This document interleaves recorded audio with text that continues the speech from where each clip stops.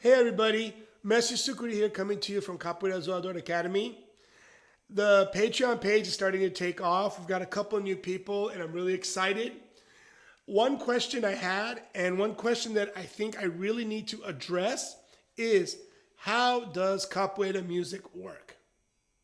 Why are there three berimbaus? What's the relationship between Capoeira music and Afro-Brazilian music? Music such as Ijexá, Congo, Barravento, the other rhythms we use in Afro-Brazilian music. Okay, what I want to do here is make this video as short as possible, but I know it's going to be long. So get ready, grab a cup of coffee, and let's get to it. First, everyone always says, traditional capoeira rodas are three berimbaus. First and foremost, there is no such thing, as I've said before, as traditional capoeira music. Everything comes down to how each person wants to do it. A lot of the Angolero mestres always did music with three, and that's where I'm going to go with because my roots are also in Capoeira Angola and the music of Capoeira Angola. So, how does it work? Why are there three berimbaus? Well, I'm going to tell you guys my opinion from my research and how it's developed for me and how I use the music to understand and to create a nice bateria or capoeira music section, right? So, in Afro-Brazilian music, when we play, for example, for the candomblé or for Afro-Brazilian batuques and stuff like that, we have four instruments. I would say six, but you'll understand later why. First, we have the gun or the agogo, which people use to play, right? The cowbell. Ding, ding, kong, kong, king, kong, kong, kong. Now, the second instrument that we use is the le, which is an atabaque like this, but a higher toned one. And this higher tone creates a bass rhythm. For example, if I'm playing Ijexá, my Ijexá will be like this, and this creates the bass of the rhythm. This is the bass of the rhythm, right?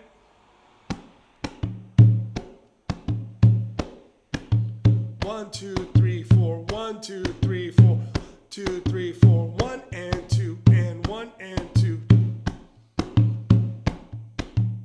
Jetuê, jetuá, gosto de lançar meu boi. Jetuê, jetuá, gosto de lançar boiada. Okay? The second drum is a little bit wider and a little bit deeper sound, and we call humpi. The humpi plays what I like to call the flavoring or the inside of the bass rhythm, or sometimes almost sounds like it's doubling up the spaces or filling the spaces of the bass rhythm. For me, Ijexá humpi is 1 and 2 and 1 and 2 and 1 and 2.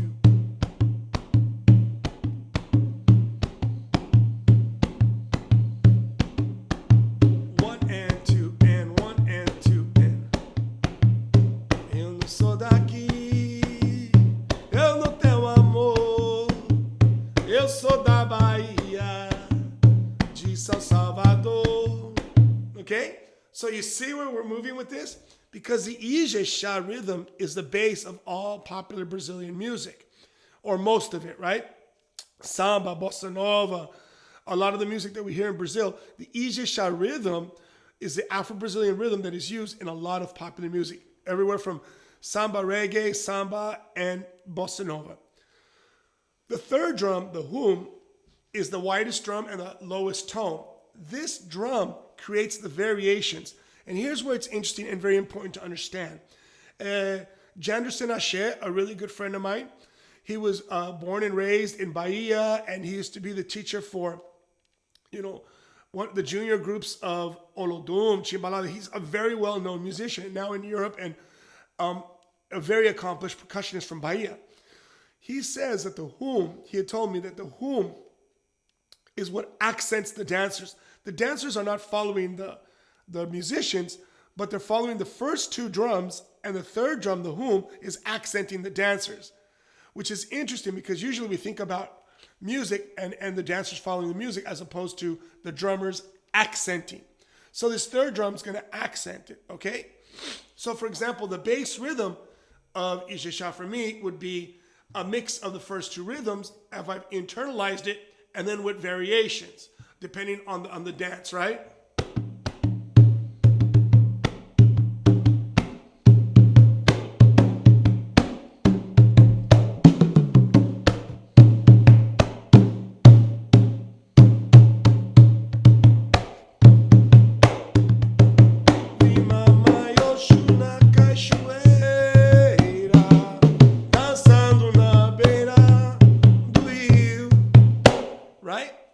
When we put those all together with the go going king king kong kong king king kong kong kong, what I'm going to do is I'm going to play this for you guys, a little bit of what I've recorded. So let's just listen for a few seconds.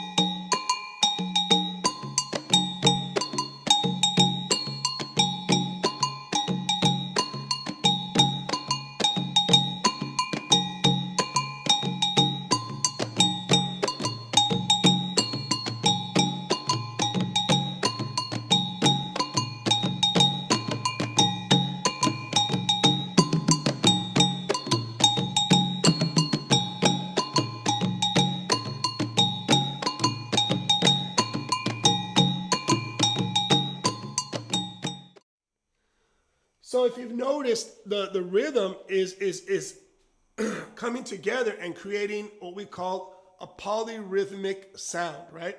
It's more than two, not a solo, not a duo, but more than three sounds coming together, three rhythms coming together to make the rhythm, right? And this is what creates that tribal effect, that really swing.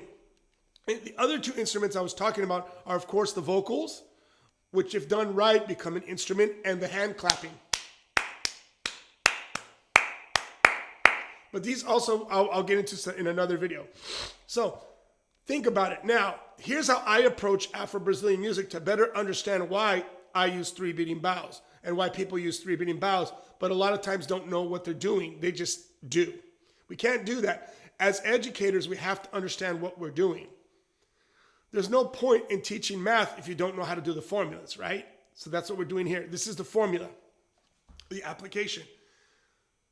Le, the small drum, humpi, or le, humpi, hum.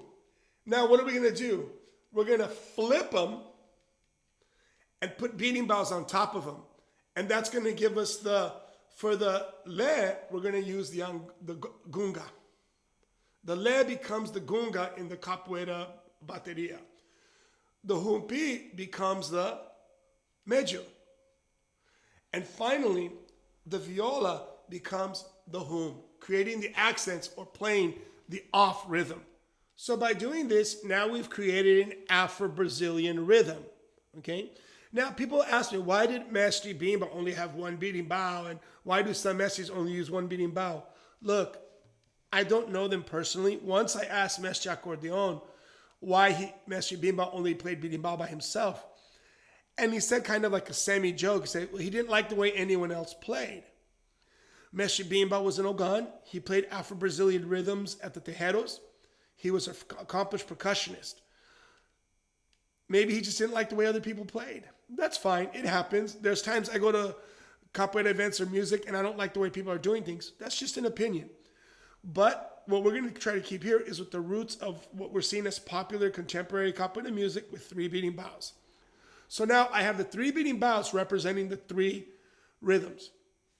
To understand how that works, I'm going to go over how I do it, and then later I'll make a video to play exactly how this works for me together, okay?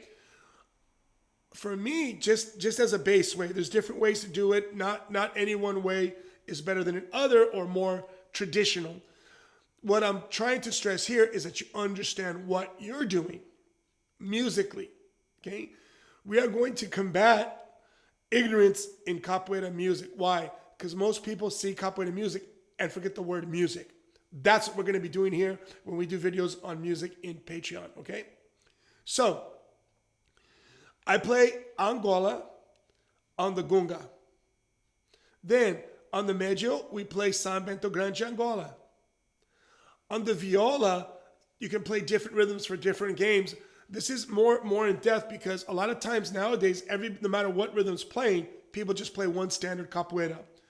For me, when I started capoeira and how I play capoeira, depending on how the rhythms are called, you play a different type of capoeira. We can get into that later, and I can explain different ways and how I teach them and the training methods. But for right now, we're going to focus on those 3 berimbaus. So what I'm going to do is I'm going to make a video here, part of this, on how those 3 berimbaus come out. On the last berimbau, the viola, I play what I call Amazonas, or what Mestre linguist calls Amazonas Antiga. Antiga means old school. Why? Because this is the way I learned to play when I was really young. So this is what I want to share with you guys and how I do it. Also, the way that this fits, it makes the sound of the 3 berimbaus much cleaner. What I'm going to do is I'm going to record them in intervals, which means that I'm going to record each berimbau at 1 note higher.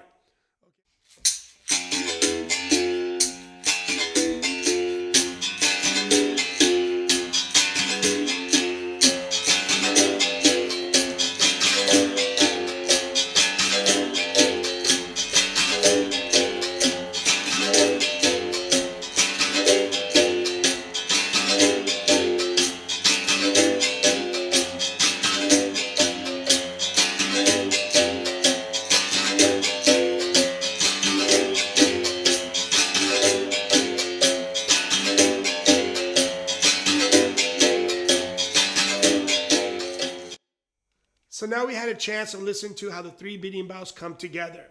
I hope this gives you a better understanding of how the Afro-Brazilian base of capoeira music and 3 berimbaus come together. If you have any questions, put them in the comments or email me directly. I'm here to help and to do the best job that I can. Once again, thank you to the other patrons on Patreon who are supporting us so that we can do this kind of stuff. It's becoming more and more amazing every day, and I'll be putting more and more information on this site. Your support helps me a lot. It directly contributes to these types of videos. Big shout out to my big man David and Adam. You know I love you guys, everybody else too. Here we go.